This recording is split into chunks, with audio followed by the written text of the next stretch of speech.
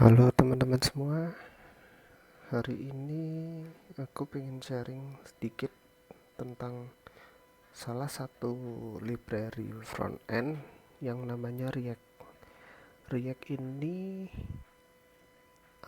salah satu framework yang sangat populer untuk era sekarang,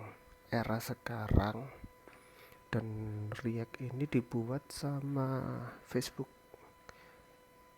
Kenapa React ini populer? Karena dia komponen base. Ya, secara kita bisa build satu halaman itu berdasarkan dari komponen-komponen. Semisal contohnya ada komponen nav di sini, navbar, ada komponen header, ada komponen penjelasan mungkin, dan semacamnya. Ya, teman-teman bisa baca dokumentasinya resmi di reactjs.org, atau untuk kontribusi ataupun teman-teman ingin baca yang versi Indonesianya, itu ada di id reactjs.org. Ini untuk dokumentasi resmi dari React yang berbahasa Indonesia. Teman-teman juga bisa kontribusi di GitHub-nya. Teman-teman bisa cari di id.reactjs.org di GitHub. Sebelumnya, syarat buat bisa ngoding React ini apa sih? Nah, teman-teman bisa install dulu Node, di node.js.org. Teman-teman bisa pilih untuk OS, untuk penggunaan yang current atau yang latest, atau teman-teman juga bisa pakai NVM. NVM itu apa sih? NVM itu salah satu version manager buat Node. Jadi teman-teman bisa install banyak versi Node, dan teman-teman bisa pilih mana versi Node yang teman-teman mau gunakan tanpa harus install lalu di uninstall untuk ganti ke versi yang baru. Setelah teman-teman punya Node, teman-teman bisa jalankan satu perintah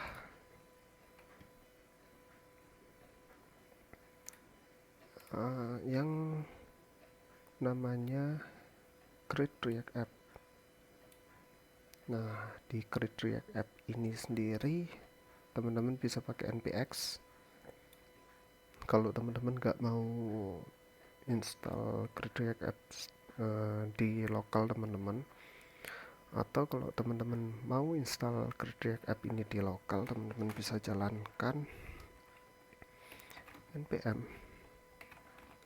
install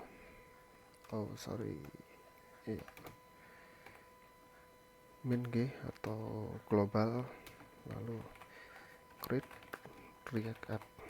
Teman-teman bisa jalanin perintah ini buat install create React App ini di lokal teman-teman.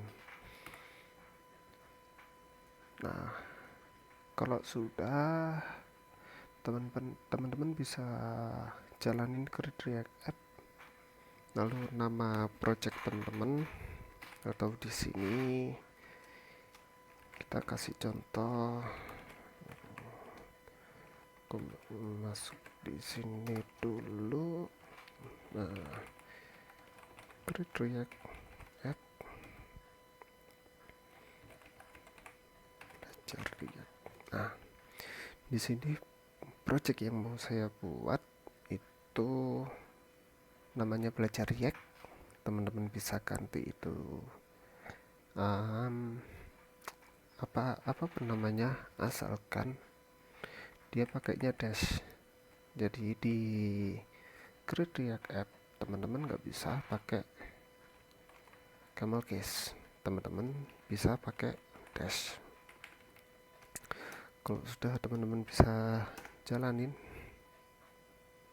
ya dia bakal clone, dia bakal install React, React DOM, React Script dengan template dari React JavaScript. Kembali lagi di dokumentasi tadi, sebenarnya yang menarik dari React ini, teman-teman bisa bikin satu halaman itu jadi beberapa komponen. Teman-teman, ya itu memang pada dasarnya React itu berbasis komponen, jadinya teman-teman bisa pecah-pecah satu halaman itu jadi beberapa komponen dan bisa digunakan di lain halaman. Semisal di navbar ini teman-teman mau pakai lagi di halaman lain, contoh ini di slash, lalu teman-teman mau pakai lagi di dokumen atau tutorial atau yang lainnya, teman-teman bisa pakai si navbar ini berulang-ulang. Dan di React ini sendiri dia ada dua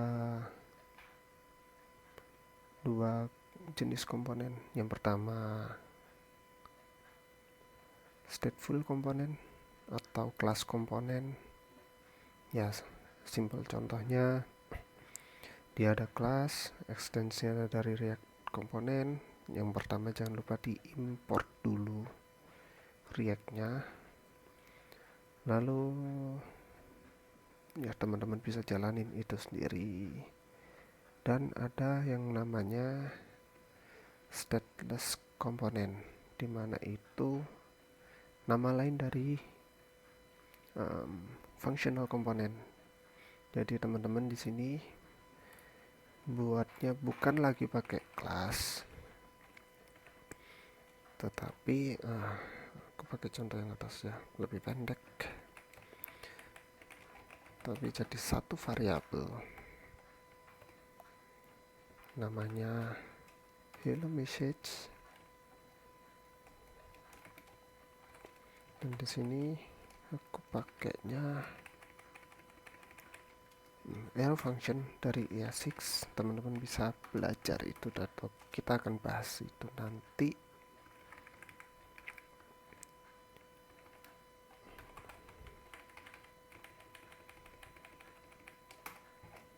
Nah, sebagai contoh dari functional component itu ya kayak gini, teman-teman bisa bikin function yang dia akan mereturn dari hello, lalu digunakan di React DOM.render dan akan di render di elemen dengan ID hello example. Karena ini installnya belum selesai, mari kita jalan-jalan lagi. Kalau teman-teman mau kontribusi di React ID, teman-teman bisa buka di sini. Oops, my favorite lecture. Ya, teman-teman bisa cari isunya, teman-teman bisa kontribusi open source, dimana ini resmi dari React yang memang pingin membuat dokumentasinya dari berbagai negara dengan bahasa dari negara-negara tersebut. Jadi nggak cuma bahasa Inggris saja, tapi juga bisa bahasa Indonesia, bahasa Jepang untuk wilayah Jepang, dan semacamnya. Nah, di sini teman-teman bisa cek mana progres yang belum jalan. Teman-teman bisa mention maintainers buat minta halaman mana yang mau diartikan.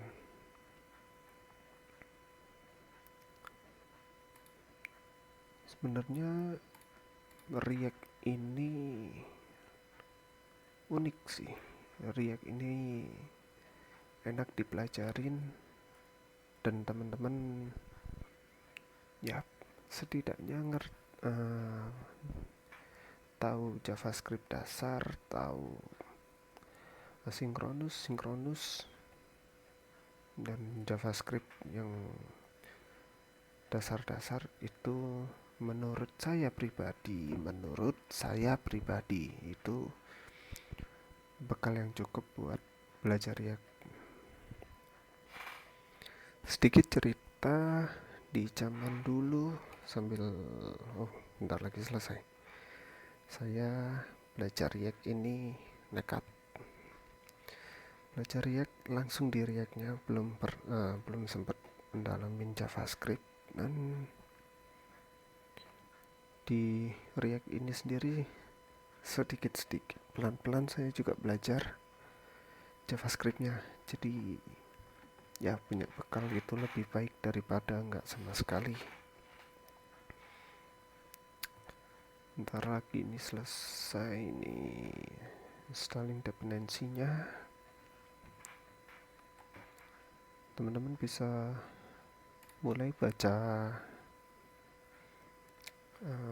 dokumentasi dari React ini, mulai coba-coba React bisa dari Code Sandbox kalau teman-teman bisa online dan nggak mau membebani sistem atau masih iseng-iseng coba, teman-teman bisa coba-coba dulu di Code Sandbox.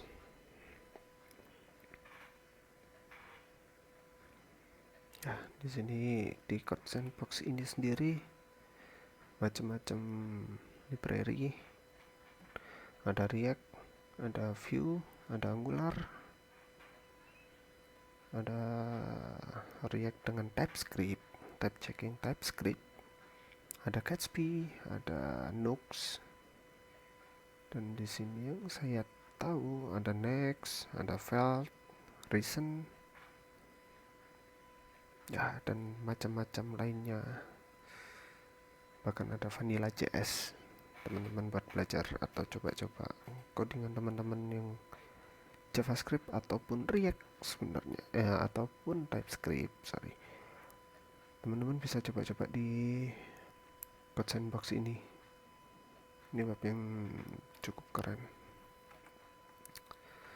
Oke, instalasi atau inisiasi project dari React selesai dan kita bisa masuk di belajar React. Dihapus dulu aja, terus saya mau pindah di sini dan kalau teman-teman buka di editor teman-teman bakal dapat struktur folder seperti ini. Ini struktur folder template dari React. Dimana ya kita pasti punya package JSON buat simpan semua dependensi yang kita pakai. Ada node modules, dari ini modul-modul yang kita pakai berasal dari instalasi dependensi. Ada public, di public kita punya HTML dan ada logo, ada manifest JSON, yang dimana sebenarnya kita banyak main itu ada di src atau source. Yang pertama kita buka dulu index.js. Apa sih isinya index.js ini? Index.js ini Isinya ada React, React DOM, dan report web vitals untuk analitik. Dan di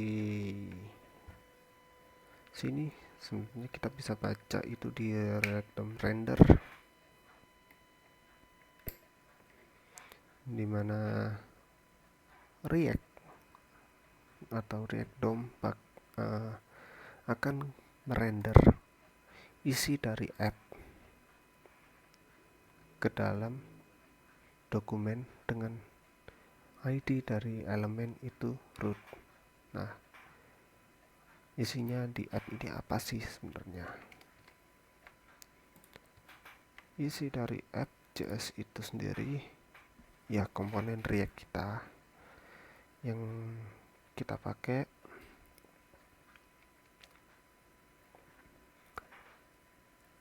Biasanya kalau saya pribadi, app.js ini strukturnya cuma satu, dimana app.js ini akan return satu komponen, dan itu akan kita bahas nanti sekalian sama struktur folder yang akhir-akhir ini lebih tepatnya saya gunakan. Nah, ketika kita punya komponen React, kita akan merendernya di elemen dengan ID root. Elemen dengan ID root ini ada di mana? Ini ada di index.html, di mana ada satu div dengan ID root. Jadi si React ini bakal ngerender si app.js, komponen React kita, ke dalam HTML dengan elemen dengan ID dari elemen itu adalah root. Sebenarnya kita bisa ganti ini macam-macam. Misal kita mau bikin satu div lagi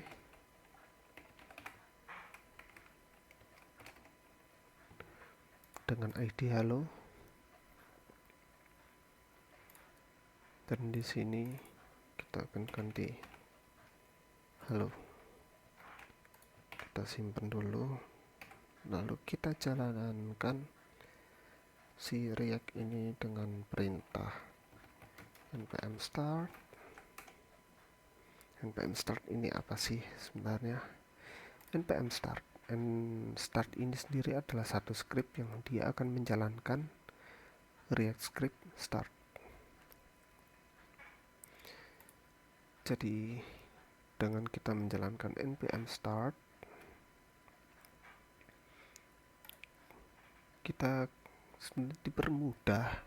Dengan adanya script ini kita dipermudah, jadi kita tidak perlu menjalankan node modules yang ada di sini. Ingin kita cari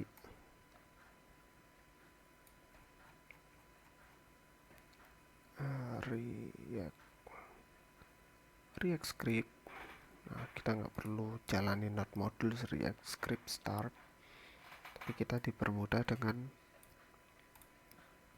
adanya di package.json ini yang namanya script, dan kita buat satu komen yang namanya start, dan dia akan menjalankan React scripts start. Itu buat npm running dengan npm start. Nah, ini tampilan awal ketika kita baru selesai inisiasi project dengan menggunakan create React app. Bedanya apa sih bedanya? Kita render itu di halo atau render itu di root. Sebenarnya nggak ada bedanya, tergantung kita render si komponen React kita itu di mana. Misal ini diganti root, ya dia nggak ada perbedaan. Kita bisa lihat di sini di elements.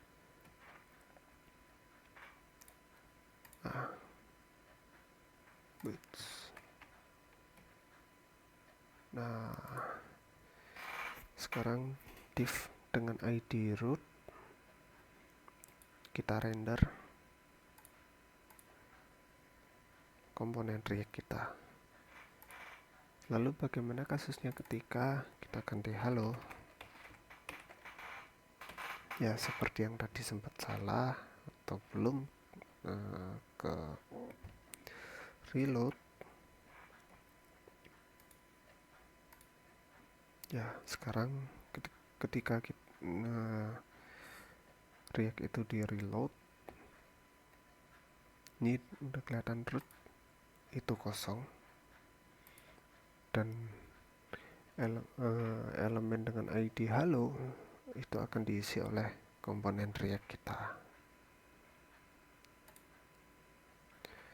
Itu untuk secara singkat dari apa itu React, kenapa basic-basic dari React, struktur template dari React, dan teman-teman bisa baca-baca lagi di dokumentasi dengan bahasa Indonesia atau dokumentasi dengan bahasa Inggris. Itu preferensi teman-teman masing-masing. Teman-teman bisa baca-baca lagi dan kita akan rombak template dari React ini dengan menggunakan struktur folder dari apa yang biasa kita gunakan, atau secara pribadi ya apa yang sekarang ini sedang saya gunakan. Sampai jumpa di video berikutnya. Terima kasih buat teman-teman yang udah nonton. Terima kasih buat teman-teman yang udah mampir di channel ini. Semoga kedepannya kita bisa ketemu lagi. Semoga kedepannya kita bisa sharing-sharing. Dan teman-teman kalau ada sanggahan tentang apa yang saya share tadi, bisa tulis di komentar, atau teman-teman bisa coret-coret dimanapun. Ada GitHub saya, ada Discord, teman-teman bisa coret-coret, teman-teman bisa kasih masukan, teman-teman bisa sanggah, di semua ada di deskripsi. Saya rasa video kali ini cukup. Semoga kita sampai ketemu lagi di video berikutnya. Jangan lupa belajar, tetap semangat, dan adios.